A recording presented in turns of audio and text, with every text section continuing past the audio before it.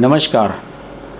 आप सभी को पता ही है कि उत्तर प्रदेश में 8 विधानसभा सीटों के उपचुनाव बिहार के चुनाव के साथ ही होने जा रहे हैं और उत्तर प्रदेश की ये जो विधानसभा सीटें हैं ये सत्ताधारी बीजेपी के लिए तो बड़ा चैलेंज है ही, साथ ही साथ समाजवादी पार्टी जो कि ये दावा कर रही है कि वो उत्तर प्रदेश में 2022 के विधानसभा चुनाव में बीजेपी को टक्कर देगी, उसके लिए भी बहुत बड़ा चैलेंज है।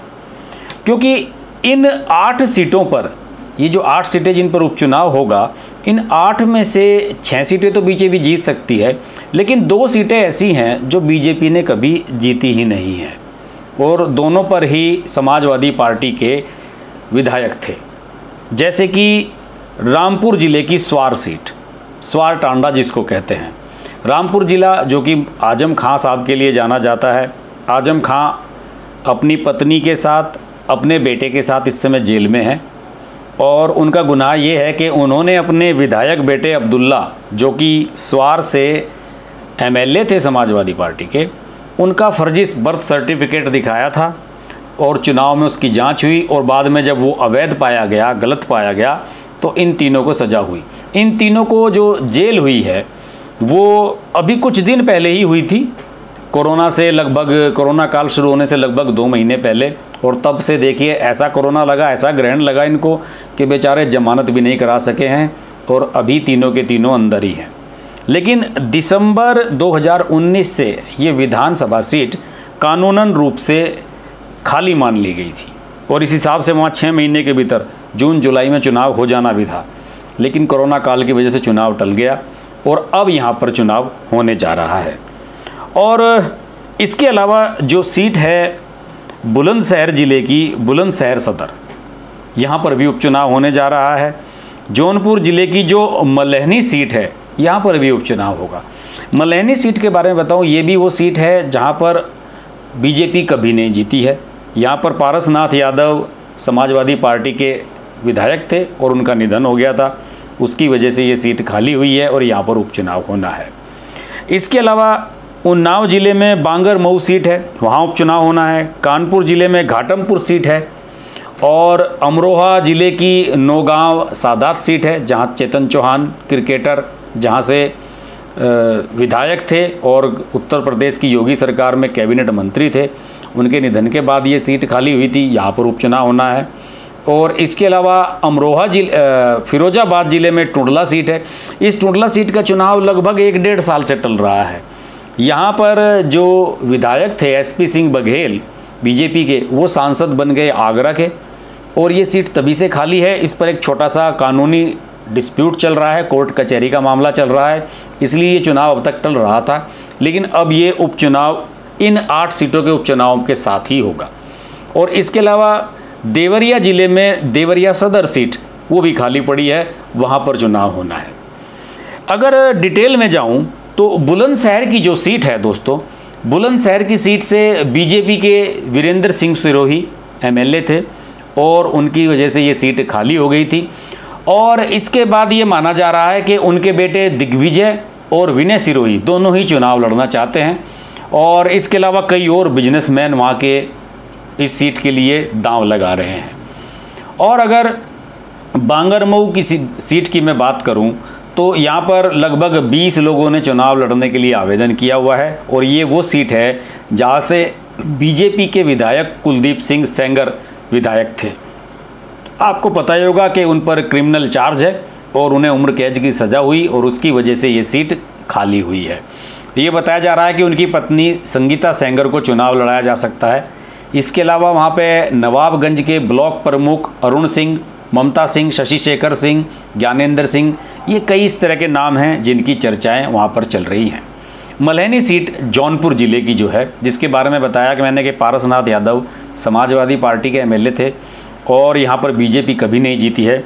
इस पर इलाहाबाद विश्वविद्यालय के छात्र नेता रहे मनोज सिंह टिकट मांग रहे हैं और इसके अलावा बीजेपी से चुनाव लड़ चुके सतीश सिंह लाइन में हैं। बसपा से चुनाव लड़ सके और अब बीजेपी में शामिल हो चुके पाणिनी सिंह, वो भी टिकट मांग रहे हैं। इसके अलावा प्रमोद यादव और बाहुबली धनंजय सिंह, इनका नाम भी टिकट के लिए आगे चल रहा है। देवरिया सीट, देवरिया सीट यहाँ के विधायक जन्मेजय सिंह के निधन के कारण खाली हुई थी और उनके बेटे की चुनाव लड़ने की संभावना है। इसके अलावा पूर्व सांसद प्रकाश मणि त्रिपाठी के बेटे शशांक मणि त्रिपाठी, संजय सिंह शंखवार, अलका सिंह और प्रमोद सिंह के नाम की भी चर्चाएं हैं टिकट के लिए। और हाल ही में ये भी चर्चा आई थी कि मायावती ने टिकटों का ऐलान करने का सिलसिला शुरू कर दिया है और ये बताया गया था कि कानपुर की जो घाटमपुर विधानसभा सीट है वहाँ से कुलदीप संखवार के नाम को मायावती ने हरी झंडी दे दी है। हालांकि इसकी अभी ऑफिशियली डिक्लेरेशन नहीं हुई है, लेकिन मायावती हमेशा से टिकट पहले बांटने के लिए मानी जाती हैं। ये और बात है कि वो कभी उपचुनाव नहीं लड़ती थी, लेकिन जो पिछले साल उपचुनाव हुए थे जब उनका समाजवादी पार्टी के साथ लोकसभा के लिए समझौता हुआ था, तो उसके लोकसभा चुनाव के बाद एकदम चुनाव हुए थे लगभग 1 दर्जन सीटों के उत्तर प्रदेश में। उन्होंने समझौता तोड़ लिया था और वो अकेले चुनाव लड़ी थी और चुनाव बुरी तरीके से सब जगह हारी थी। तो ये उनका जो दांव है अब तक कामयाब नहीं हुआ है, लेकिन मायावती ने ऐलान कर दिया है कि इन सभी सीटों पर मैं चुनाव लड़ूंगी। और मैं आपको बताऊं कि जो 16 सीटों पर उपचुनाव पिछले साल हुए थे उनमें से 11 सीटें भाजपा ने जीती थी। ये सीटें थी गोविंदनगर, इगलास, बलहा, मानिकपुर, घोसी, लखनऊ कैंट, गंगोह सहारनपुर की, हमीरपुर, निघासन, आगरा और सिकंदरा। इन सीटों पर बीजेपी जीती थी और इनमें से 4 सीटें सपा ने जीती थी। रामपुर, जलालपुर, जैतपुर, नूरपुर। आपको पता ही होगा कि रामपुर से अमीर आजम खां साहब की जो पत्नी थी वो विधायक बनी थी और अब वो इस समय जेल में है। और एक सीट जो प्रतापगढ़ की थी वो अपना दल जो सोनेलाल पटेल वाली पार्टी है उसे मिला था। बहरहाल अगर हम टिकटों की बात करें, जो इन सीटों पर टिकटों की बात हो रही है, तो स्वार सीट है जो रामपुर की, वहाँ से आकाश सक्सेना हनी ये वो शख्स हैं जिन्होंने आजम खां के बेटे अब्दुल्ला आजम के खिलाफ केस लड़ा था जिसमें उन्हें जेल हुई है। इन्होंने ही ये मामला उठाया था कि आजम खां के बेटे के पास 2 पासपोर्ट हैं अलग अलग डेट ऑफ बर्थ के। और आकाश सक्सेना के बारे में सुनने में आ रहा है कि शायद बीजेपी उन्हें टिकट दे दे। हालांकि अभी इसमें कुछ क्लियर नहीं हुआ है। जयप्रदा का नाम भी वहाँ चर्चाओं में है। इसके अलावा लक्ष्मी सैनी, हरिओम मौर्य, इनकी भी नाम चल रहे हैं। ये आपको बता दूं कि ये सीट कभी बीजेपी ने जीती नहीं है। इसके अलावा नौगांव सादात जो सीट है चेतन चौहान के निधन के बाद जो खाली हुई थी, इस सीट के बारे में सुनने में आ रहा है कि उनकी पत्नी संगीता चौहान को टिकट दिया जा सकता है। हालांकि उनके बेटे को भी दिया सकता था, लेकिन चेतन चौहान का बेटा ऑस्ट्रेलिया में रहता है और वहाँ पे अपना कुछ कारोबार करता है और शायद वो इसमें इंटरेस्टेड नहीं है। हो सकता है कि उनकी पत्नी को टिकट दिया जाए और सहानुभूति लहर में वो जीत भी सकती है।